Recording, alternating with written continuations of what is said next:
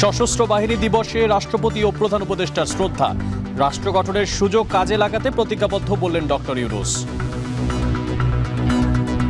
নতুন বাংলাদেশ গড়ার যে সুযোগ ছাত্র জনতার সাহস ও আত্মত্যাগের বিনিময়ে আমরা সম্প্রতি অর্জন করলাম, সেটাকে কাজে লাগিয়ে আমাদের সুন্দর ও সমৃদ্ধশালী ভবিষ্যৎ করতে হবে। ডক্টর মোহাম্মদ ইউনূসের বিরুদ্ধে শ্রম আদালতের 5টি এবং মানহানির 1টি মামলা বাতিল করেছেন হাইকোর্ট।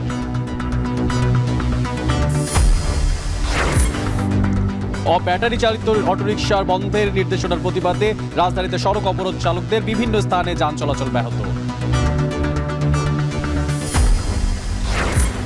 এবং রাজধানীতে 2 মাসে 68টি হত্যা, অপরাধ করে পার পাওয়ায় বাড়ছে পেশি শক্তির ব্যবহার, দাবি বিশ্লেষকদের।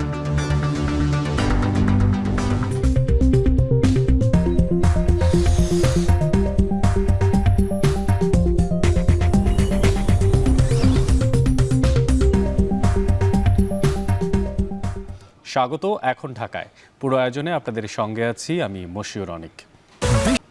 সশস্ত্র বাহিনী দিবসে শিখা অনির্বাণে পুষ্পস্তবক অর্পণ করে শ্রদ্ধা জানিয়েছেন রাষ্ট্রপতি মোহাম্মদ শাহাবুদ্দিন ও প্রধান উপদেষ্টা ডক্টর মোহাম্মদ ইউনূস।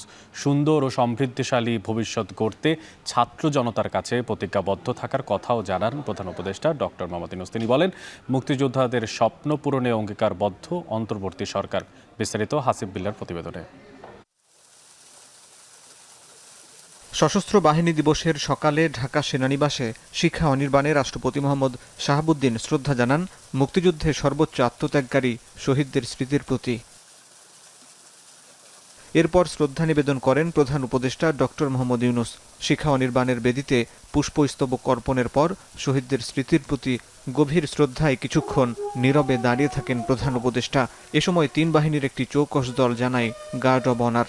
বিগলে বেজে ওঠে করুণ সুর। সেখানে রাখা দর্শনার্থী বইতেও স্বাক্ষর করেন রাষ্ট্রপ্রধান ও সরকার প্রধান। পরে সেনা, নৌ ও বিমান বাহিনী প্রধান নিজ নিজ বাহিনীর পক্ষ থেকে সম্মিলিতভাবে শিখা অনির্বাণে পুষ্পস্তবক অর্পণ করেন। সেনাবাহিনী, নৌবাহিনী ও বিমান বাহিনী প্রধান সশস্ত্র বাহিনী বিভাগে প্রধান উপদেষ্টার সাথে সৌজন্য সাক্ষাৎ করেন। পরে আর্মি মাল্টিপারপাস কমপ্লেক্সে নির্বাচিত খেতাবপ্রাপ্ত বীর মুক্তিযোদ্ধা ও উত্তরাধিকারগণকে সংবর্ধনা দেন প্রধান উপদেষ্টা। অনুষ্ঠানে বৈষম্যহীন ও শোষণমুক্ত দেশ গঠনের অঙ্গীকার ব্যক্ত করে প্রধান উপদেষ্টা বলেন, ছাত্র জনতার সাহস ও আত্মত্যাগের বিনিময়ে অর্জিত নতুন বাংলাদেশকে গড়তে হবে সুন্দর ও সমৃদ্ধশালী রাষ্ট্র হিসাবে। নতুন বাংলাদেশ গড়ার যে সুযোগ ছাত্র জনতার সাহস ও আত্মত্যাগের বিনিময়ে আমরা সম্প্রতি অর্জন করলাম, সেটাকে কাজে লাগিয়ে আমাদের সুন্দর ও সমৃদ্ধশালী ভবিষ্যৎ করতে হবে। বীর মুক্তিযোদ্ধা, শহীদ, আহত এবং জীবিত ছাত্র জনতার কাছে আমরা প্রতিজ্ঞাবদ্ধ থাকতে চাই। যে সুযোগ তারা আমাদেরকে দিয়েছে, তার মাধ্যমে আমাদের দেশকে পৃথিবীর সামনে একটি দৃষ্টান্ত স্থাপনকারী দেশে পরিণত করতে আমরা শপথ নিয়েছি।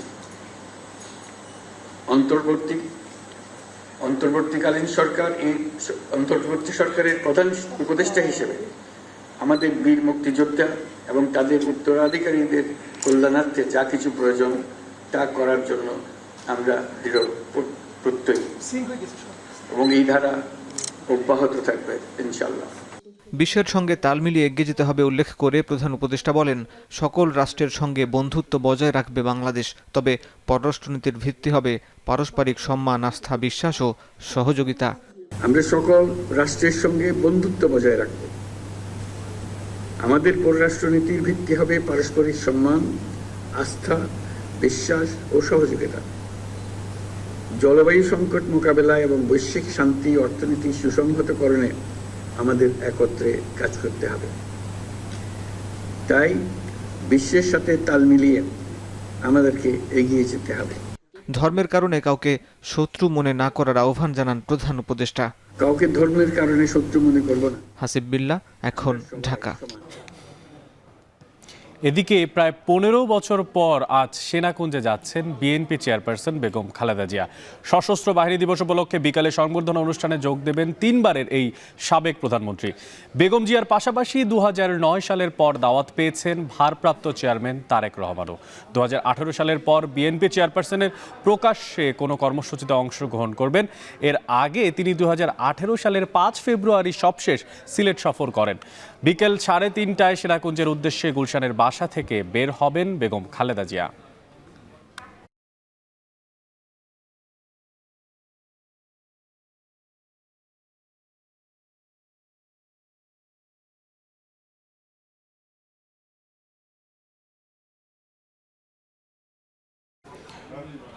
দর্শক, প্রধান উপদেষ্টা ডক্টর ইউনূসের বিরুদ্ধে শ্রম আইনে 5টি ও একটি মানহানির মামলা সেটি বাতিল করেছে আদালত। এ বিষয়ে বিস্তারিত জানতে হাইকোর্ট থেকে সরাসরি যুক্ত হচ্ছেন সহকর্মী রকিবুল রাহাত।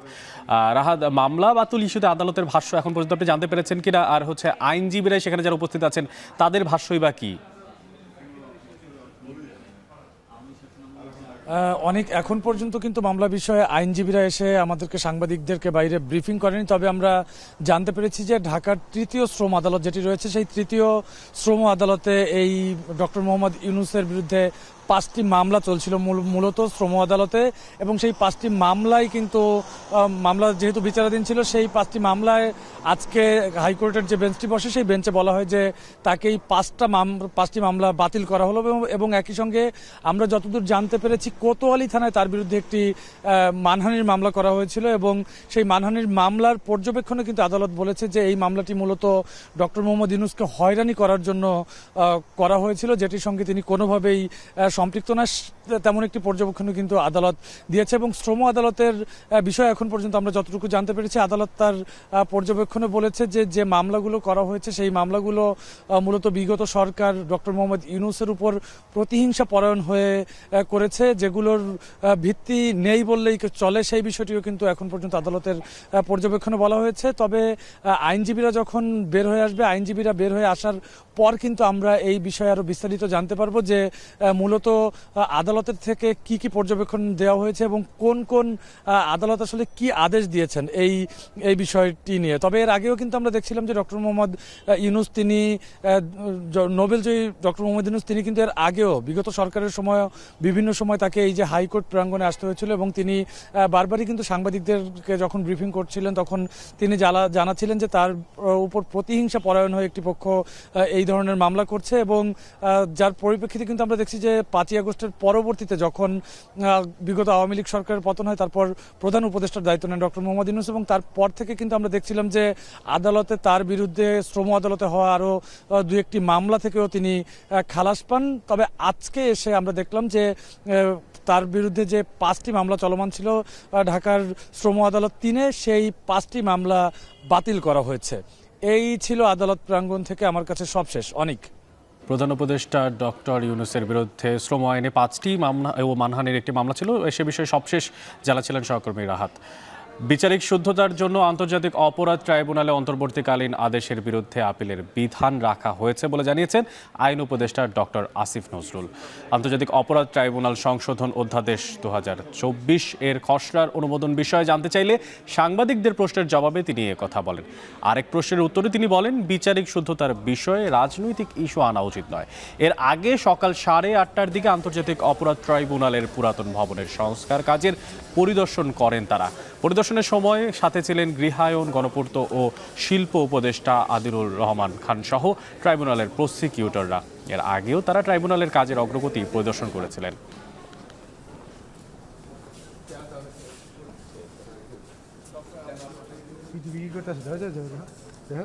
শুদ্ধতা রক্ষার জন্য রাজনৈতিক দলের ইস্যু আনা উচিত না, তো আমি কালকেই বলেছি ভাই।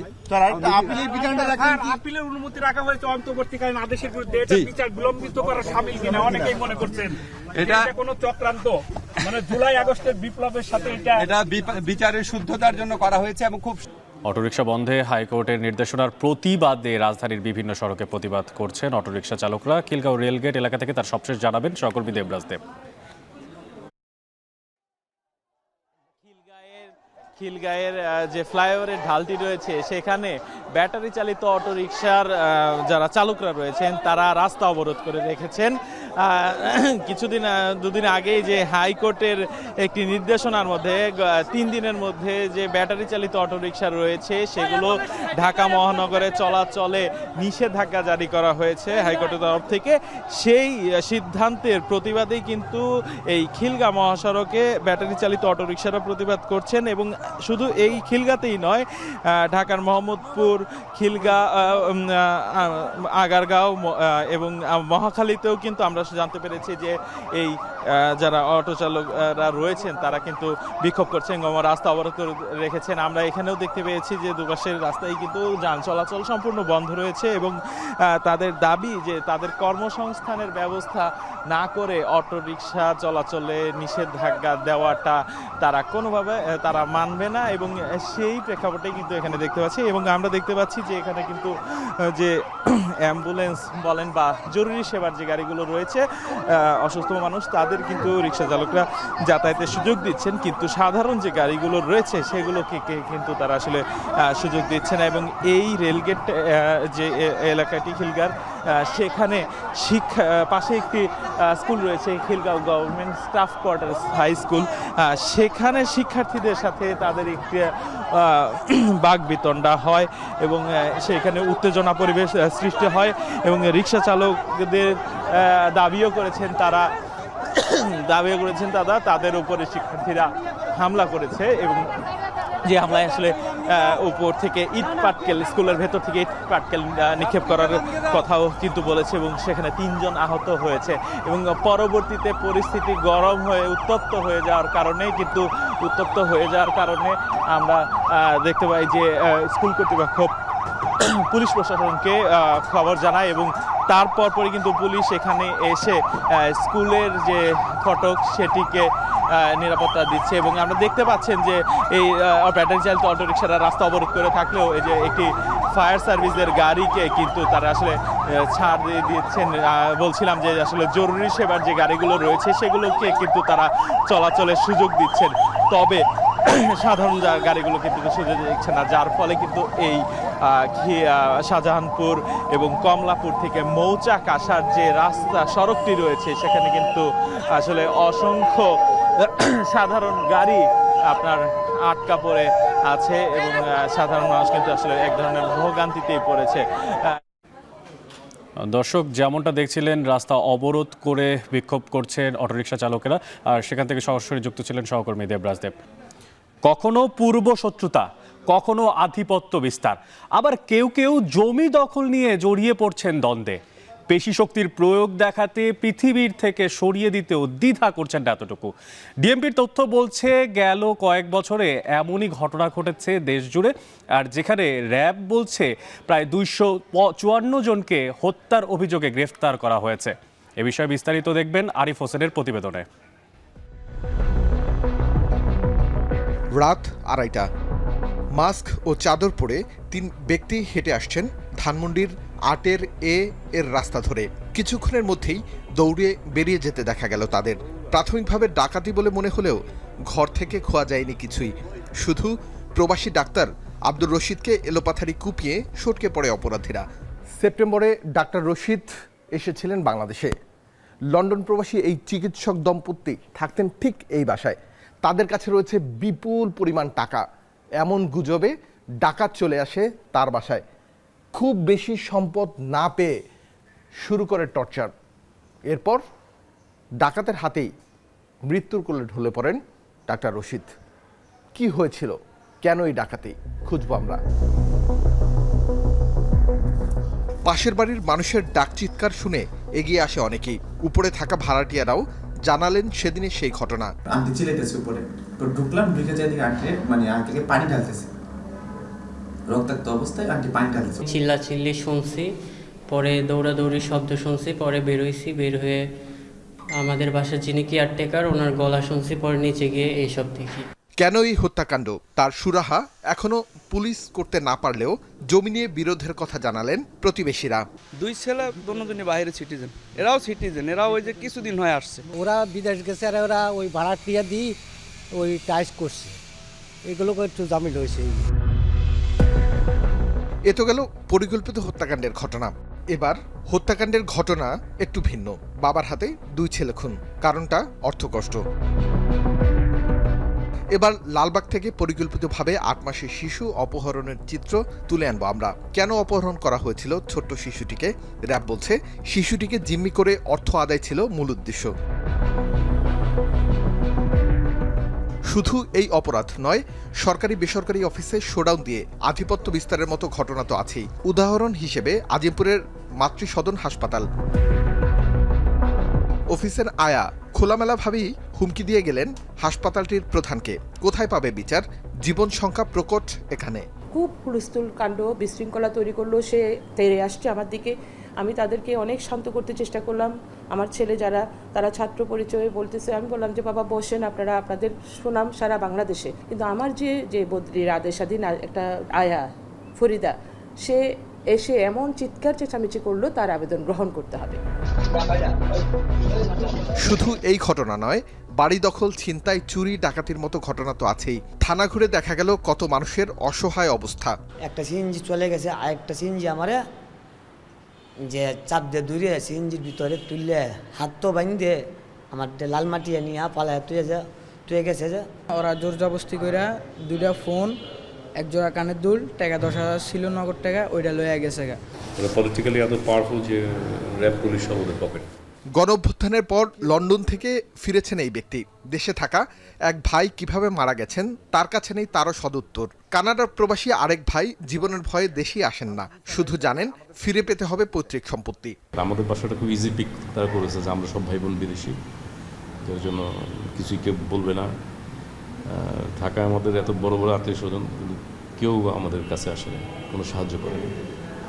যে আমরা যদি ইভেন তাদের পাশে আমি থাকতে পারি না, এখন আমি হোমলেস। পুলিশ সূত্র বলছে রাজধানীর 2 মাসে 68টি হত্যাকাণ্ডের ঘটনা ঘটেছে। আর এই 68 হত্যাকাণ্ডের মধ্যে কেবল মোহাম্মদপুর থানায় হয়েছে 10টি হত্যাকাণ্ডের ঘটনা। গত 2 মাস যদি আমরা বিবেচনা করি, সেপ্টেম্বর এবং অক্টোবর, এই 2টা মাসে এই ক্ষেত্রে 68টা খুনের ঘটনা সংঘটিত হয়েছে।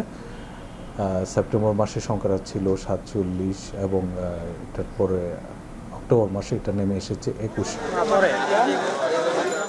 এক এক হত্যাকাণ্ডের পেছনে এক এক ঘটনা। তবে 5 আগস্ট থেকে এখন পর্যন্ত হত্যাকাণ্ডের ঘটনায় ঢাকার মধ্য থেকে 81 জন ও ঢাকার বাহির থেকে 173 জনকে গ্রেফতার করেছে র‍্যাব। কী কারণে হত্যাকাণ্ড ঘটছে এগুলোকে যদি আমরা বিশ্লেষণ করতে চাই, আমরা দেখতে পাবো যে সামাজিক কারণ রয়েছে, পারিবারিক এবং রাজনৈতিক কারণ রয়েছে।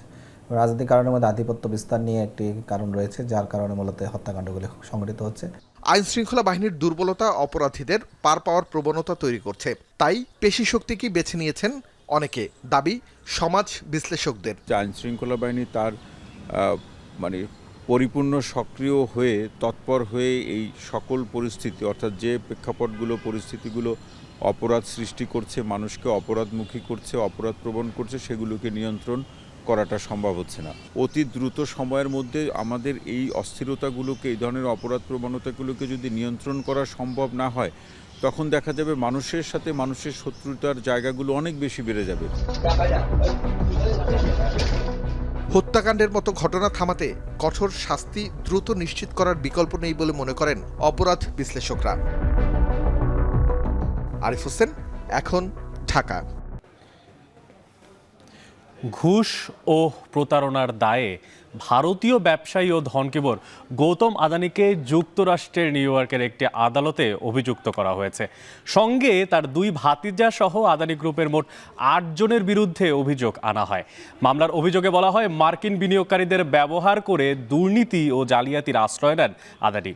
ঘুষ দিয়ে বাগিয়ে নেন সৌরবিদ্যুৎ প্রকল্পের কাজ। এছাড়া মিথ্যা ও বিভ্রান্তিমূলক তথ্য ছড়িয়ে 300 কোটি মার্কিন ডলারের ঋণ ও বন্ড ইস্যু করে আদানি গ্রুপ। বিস্তারিত জানাচ্ছেন তানভীর জনি। 90-এর দশকে কয়লার ব্যবসা দিয়ে নিজের ভাগ্য করেন ভারতের বিশিষ্ট ব্যবসায়ী গৌতম আদানি। এরপর প্রতিরক্ষা সরঞ্জাম থেকে রাস্তা নির্মাণ, ভোজ্য তেলের ব্যবসা সহ সবকিছুতেই আছে আদানি গ্রুপের নাম। সম্প্রতি নবায়নযোগ্য জ্বালানির ব্যাপারে বড় রকমের পদক্ষেপ নেন আদানি।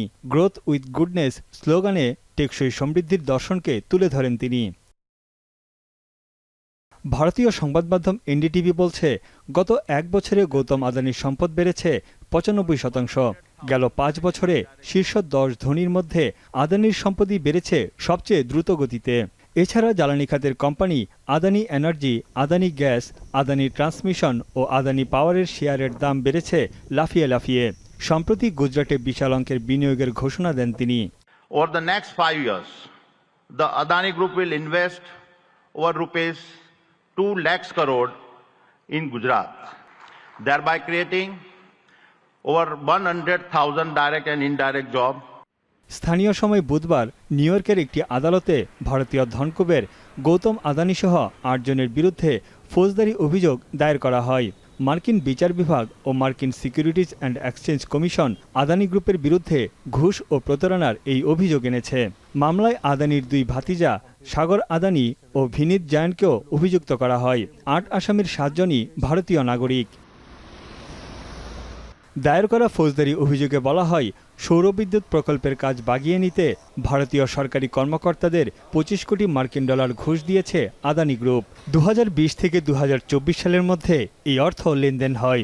শুধু তাই নয়, একই সময়ে আদানি গ্রিন এনার্জি মিথ্যা ও বিভ্রান্তিমূলক তথ্য দিয়ে 300 কোটি মার্কিন ডলার ঋণ ও বন্ড ইস্যু করে। এইসব প্রকল্পে হাজার হাজার ডলার বিনিয়োগ আছে বহু মার্কিন ব্যবসায়ীর। যুক্তরাষ্ট্র ও আন্তর্জাতিক বিনিয়োগকারীদের সঙ্গে প্রতারণা করে বাজার থেকে অর্থ তুলে নেয় আদানি গ্রুপ।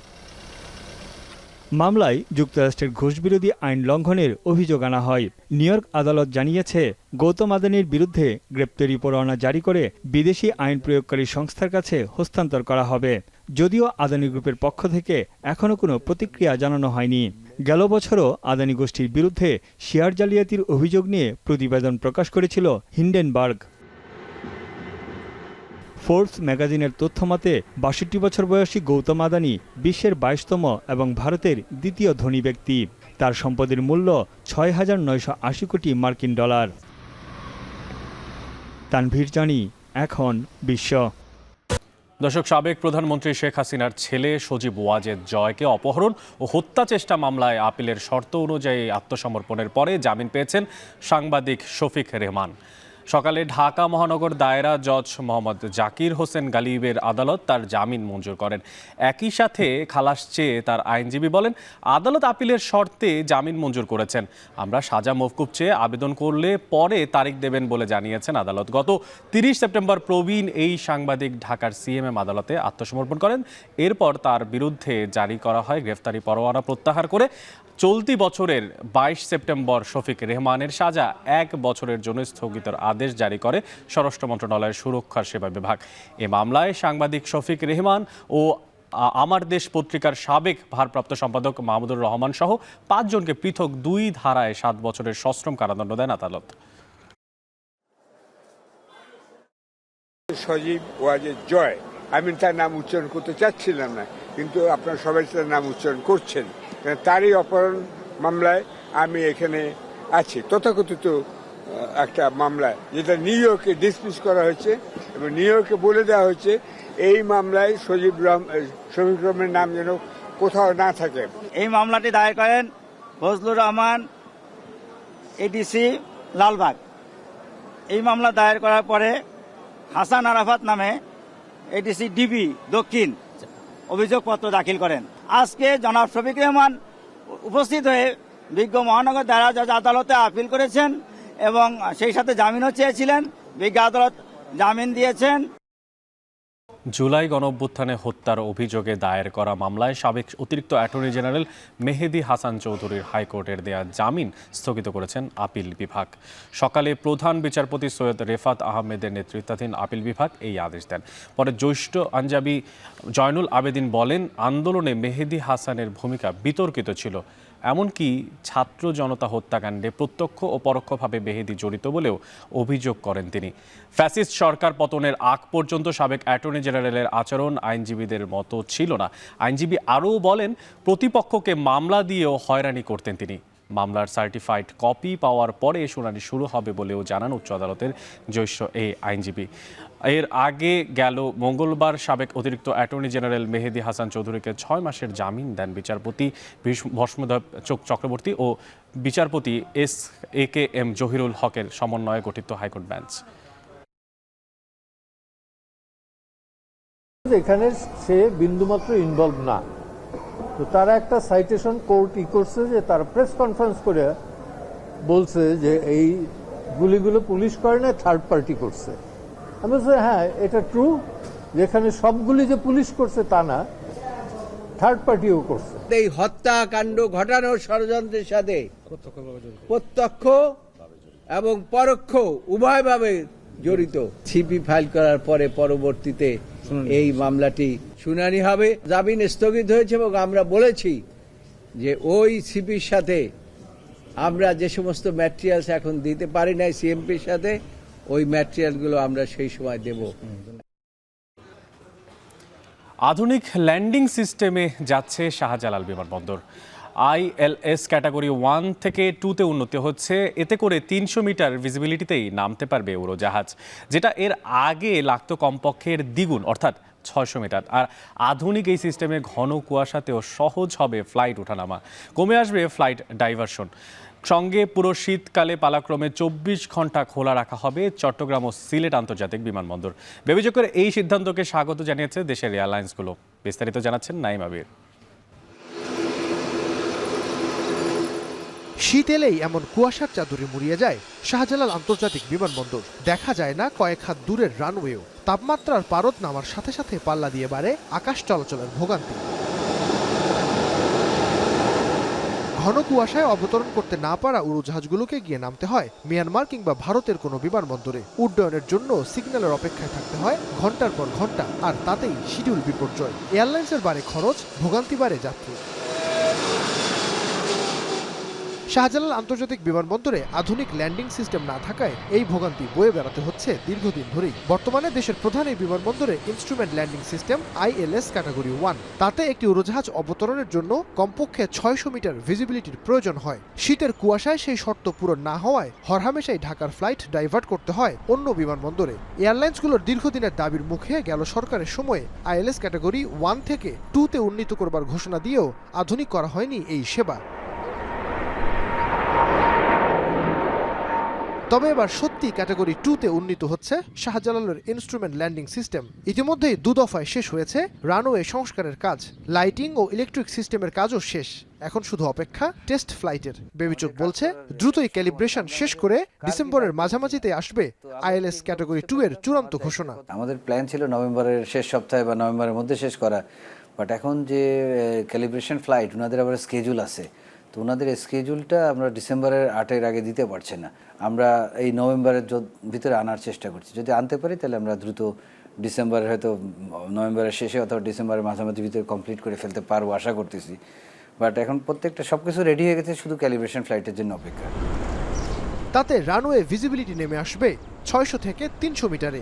এতেও যদি ফ্লাইট নামতে না পারে, তার জন্য সপ্তাহে 4 দিন চট্টগ্রামের শাহ আমানত আর 3 দিন সিলেটের ওসমানী আন্তর্জাতিক বিমানবন্দর 24 ঘন্টাই খোলা রাখবে বেবিচক। শাহজালাল বিমানবন্দরের নির্বাহী পরিচালক বলছেন ILS ক্যাটাগরি 2-তে উন্নীত হলে ঘন কুয়াশাতেও সহজ হবে ফ্লাইট ওঠানামা, কমে আসবে ফ্লাইট ডাইভারশন। ঘন কুয়াশার যে সিজনটাতে ILS 1-এর থেকে ILS 2-তে ডাইভারশনগুলোর সংখ্যা অনেক কমে যাবে এবং আমরা আশা করছি আমাদের সেই সাথে আমাদের যে ডাইভারশন অল্টারনেটিভ এয়ারফিল্ড যেগুলো চিটাগং এবং সিলেটে, সেগুলো খোলা থাকবে এবং আমরা আশা করছি আমাদের ডাইভারশনগুলো কমে যাবে। 300 থেকে 350 মিটার পর্যন্ত ভিজিবিলিটি থাকলেও আমাদের এয়ারক্রাফটগুলো ল্যান্ড করতে পারবে।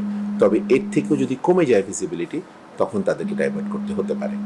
দেরিতে হলেও বেসামরিক বিমান চলাচল কর্তৃপক্ষের এই সিদ্ধান্তকে স্বাগত জানিয়েছে দেশের এয়ারলাইন্সগুলো। 2-তে যে ডাইভার্ট হতে চাচ্ছে কিংবা চেঞ্জ করতে চাচ্ছে, এটা আসলে আমরা পজিটিভলি দেখছি। এবং এটা হলে যে সাময়িক যে আমাদের যে ব্র্যান্ডিং ইমেজটা ক্ষতিগ্রস্ত হচ্ছে কিংবা আমাদের বিজনেসের উপর যে প্রভাবটা পড়ছে, সেই প্রভাবটা থেকে আমরা বলবো যে অদূর ভবিষ্যতে হয়তো মুক্ত হওয়ার একটা সম্ভাবনা আছে। ক্যাটাগরি 3 হলে আরও ভালো হতো, but then still it is a progress যে আমরা ক্যাটাগরি 2-তে যাচ্ছি। পার্টিকুলারলি এই জিনিসটার রিকোয়ারমেন্ট হয় হচ্ছে উইন্টারের সময়, যেহেতু ভিজিবিলিটি ড্রপ করে ফগের জন্য। সো 1 থেকে 2-তে যাওয়ার ফলে যে মিনিমাম রিকোয়ারমেন্টটা একটু কমে আসবে, and that will add the flexibility. এই কারণে কিছু ট্রাফিক হয়তো ডাইভারশন, যেটা অন্য ক্ষেত্রে ক্যাটাগরি 1-এ থাকলে ডাইভারশন হয়ে যেত, সেই ট্রাফিকগুলো হয়তো এখন কিছু ট্রাফিক ক্যাটাগরি 2 মিনিমাম আন্ডারে will be able to approach the airport and make a safe landing. এখন আপাতত যদি ক্যাটাগরি 2 হয়, সেটাও এয়ারলাইন, পার্টিকুলারলি যেগুলো বিদেশ থেকে যে এয়ারলাইনগুলো বড় বড় এয়ারলাইন আসছে, বিমান যারা মিডনাইট অপারেশন করে, তাদের জন্য খুবই ভালো হবে। লিমিটেড ভিজিবিলিটিতে শীতকালে যে সকালবেলা সেটা অনেক ভালো হবে। আমল থেকে ছিল। যদিও 2-তে থেমে না থেকে থার্ড টার্মিনালের অপারেশনের সাথে সাথেই শাহজালাল বিমানবন্দরের আইএলএস ক্যাটাগরি 3-তে উন্নীত করবার পরামর্শ এভিয়েশন বিশেষজ্ঞদের। আমাদের এখনকার পরিস্থিতিতে আমি মনে করি আমাদের আইএলএস 3-তে যাওয়া উচিত, কারণ আইএলএস 3-তে না গেলে এরপরেও কিন্তু আরও ফগি ওয়েদারে এয়ারক্রাফট ডাইভার্ট করতে হবে। একটা রাষ্ট্রে কোনো আইএলএস 3 থাকবে না এই যুগে, যেখানে আমরা মডার্ন করতেছি, এয়ার ট্রাফিক ম্যানেজমেন্টে যাচ্ছি। তো এই জিনিসটা আমার মনে হয় তাদের উদ্যোগ নেওয়া উচিত। অ্যাটলিস্ট ওয়ান অফ দি এয়ারপোর্টে বাংলাদেশে আইএলএস ক্যাটাগরি 3 থাকা উচিত। নাইম আবির, এখন, ঢাকা। দর্শক, 16 বছরের কম বয়সী শিশুদের সামাজিক যোগাযোগ মাধ্যম ব্যবহারের উপরে প্রস্তাবিত নিষেধাজ্ঞা বাস্তবায়নে বাধা দিলে সংশ্লিষ্ট প্রতিষ্ঠানকে বড় অঙ্কের জরিমানা গুনতে হবে বলে সতর্ক করেছে অস্ট্রেলিয়ার সরকার। বৃহস্পতিবার পার্লামেন্টে অনলাইন সেফটি অ্যাক্টের একটি সংশোধনী প্রস্তাবে এই সংক্রান্ত নীতিমালা উত্থাপন করেন দেশটির যোগাযোগ মন্ত্রী মিশেল রোল্যান্ড। সামাজিক মাধ্যম ব্যবহারের ওপর এই বিশেষ নীতি বাস্তবায়িত হলে অস্ট্রেলিয়া বিশ্বের অন্যান্য দেশের জন্য উদাহরণ হয়ে থাকবে বলেও উল্লেখ করেন যোগাযোগ মন্ত্রী। বিশেষ এই প্রস্তাবনায় 16 বছরের কম বয়সী শিশুদের সামাজিক মাধ্যম ব্যবহারের উপর নিষেধাজ্ঞা আরোপ করতে যাচ্ছে দেশটির প্রশাসন। নতুন নীতি বাস্তবায়িত হলে 16 বছরের কম বয়সীদের সোশ্যাল অ্যাকাউন্ট বন্ধ করতে দৃশ্যমান উদ্যোগ নিতে হবে সামাজিক মাধ্যমগুলোকে। এমনটা না করলে সর্বোচ্চ 3,25,00,000 মার্কিন ডলার জরিমানা বিধান রাখা হয়েছে। এতে করে টিকটক, এক্স, ইনস্টাগ্রাম ও স্ন্যাপচ্যাটের মতো সামাজিক মাধ্যম বিপাকে পড়বে বলে শঙ্কা বিশেষজ্ঞদের। প্রস্তাবটি পার্লামেন্টে দ্বিদলীয় সমর্থন পেলে আগামী বছর নাগাদ তা কার্যকর করা হবে বলেও জানাচ্ছে স্থানীয় গণমাধ্যম।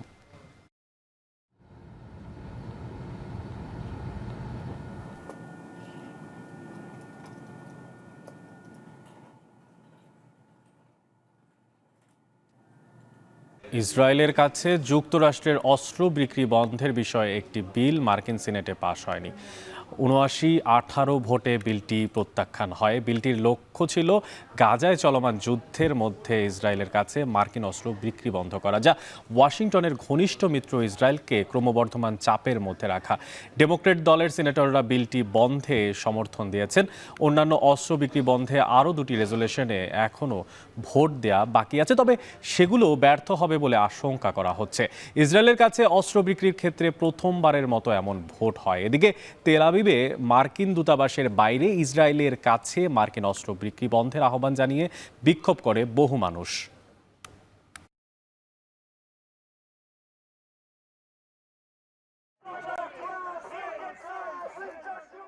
এখন ঢাকা শেষ করার আগে শিরোনামগুলো জানিয়ে দেব আরও একবার।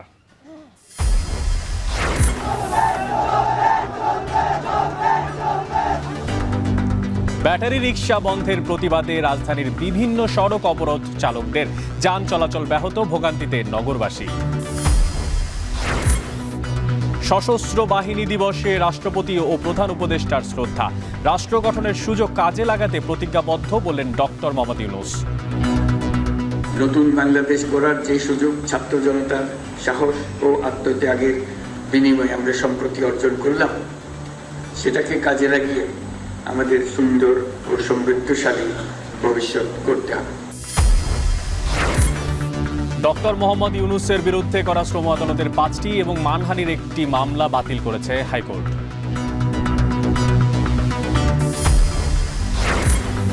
এবং রাজধানীতে 2 মাসে 68টি হত্যা, অপরাধ করে পার পাওয়ায় বাড়ছে পেশিশক্তির ব্যবহার, দাবি বিশ্লেষকদের।